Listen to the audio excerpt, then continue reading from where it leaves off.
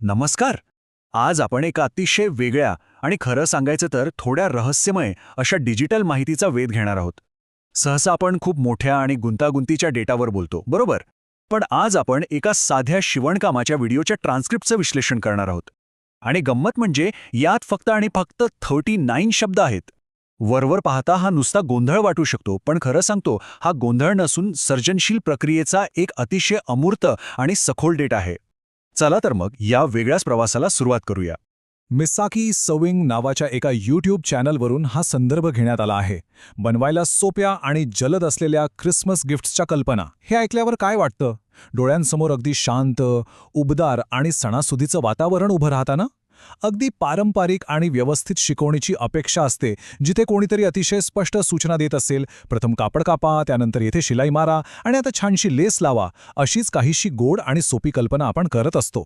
भाग 1. उत्सवाची अपेक्षा विरुद्ध वास्तव. पण डिजिटल जगात गोष्टी नेहमीच जशा दिसतात तशा नसतात. इथेच एक मोठा विरोधाभास समोर येतो. एका बाजूला अतिशय स्पष्ट आणि सणासुदीची अपेक्षा निर्माण करणारं ते शीर्षक आहे आणि दुसऱ्या बाजूला तो प्रत्यक्ष ट्रान्स्क्रिप्ट आहे. ऐका हां. हे हे हे पिक अ लिटिल हीट, हे हे हीट हीट हीट. हे वाचताना सुरुवातीला खरोखरच मोठा धक्का बसतो. कुठलंही सुसंगत वाक्य नाही, व्याकरणाचा तर पत्ताच नाही आणि स्पष्ट मार्गदर्शन ते तर अजिबात नाहीये. वरवर पाहता हा केवळ निर्थक आणि गोंधळलेल्या शब्दांचा समूह वाटतो, जणू काही एखाद्या अल्गोरिदमची खूप मोठी चूक झालीये. पण आपण याकडे थोड्या वेगळ्या दृष्टिकोनातून पाहणार आहोत. भाग 2. एक लयबद्ध ऑडिओ लँडस्केप. आपण या शब्दांना केवळ एक तांत्रिक चूक न मानता एक लयबद्ध ऑडिओ लँडस्केप म्हणून पाहूया. या 39 शब्दांच्या प्रवासाकडे नीट लक्ष दिलं तर सुरुवातीला एक ओपनिंग बीट जाणवतो. हे हे हे पिक अ लिटल, जणू काही काम सुरू करण्याची तयारी सुरू आहे. त्यानंतर आपण थेट मधल्या गतीमध्ये प्रवेश करतो, जिथे हीट हा शब्द एकापाठोपाठ एक वेगाने आदळतो. हीट हीट हीट ही या प्रक्रियेतील सर्वात वेगवान आणि सखोल अवस्था आहे. आणि शेवटी येते ती closing rhythm, take a little. जणू मशीनचा वेग हळूहळू कमी होतोय आणि काम पूर्णत्वास जात आहे. लक्षात घ्या, हा केवळ शब्दांचा गोंधळ नाहीये, तर हा शिवणकामाच्या मशीनचा आणि कामाच्या गतीचा एक हुबेहूब शाब्दिक आलेख आहे. भाग 3. पुनरावृत्तीचा डेटा. आपण आता या आवाजाच्या कवितेला थेट गणिताच्या आणि सांख्यिकीच्या भाषेत पाहूया. 11, होय फक्त 11. या अवघ्या 39 शब्दांच्या छोट्याशा ऑडिओ क्लिपमध्ये एक विशिष्ट शब्द तब्बल 11 वेळा आला आहे. विचार करण्यासारखी गोष्ट आहे.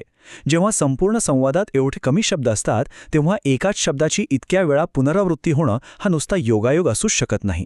तो शब्द कोणता आहे आणि तो इतका का महत्वाचा आहे?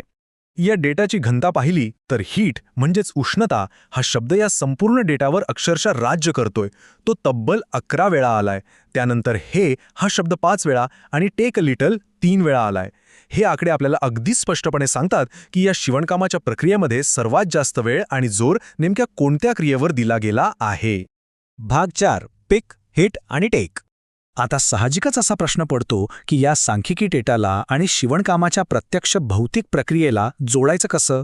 पिक, हिट आणि टेक हे केवळ शब्द नाहीयेत, तर या प्रत्यक्ष कृती आहेत.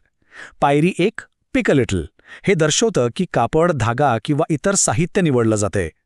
पायरी 2, हीट, शिवणकामात इस्त्रीचं महत्त्व अनन्यसाधारण असतं. कपड्याच्या घड्या पाडणे किंवा 2 भाग जोडणे यासाठी इस्त्रीचा सलग वापर होतो आणि म्हणूनच हीट हा शब्द वारंवार येतोय.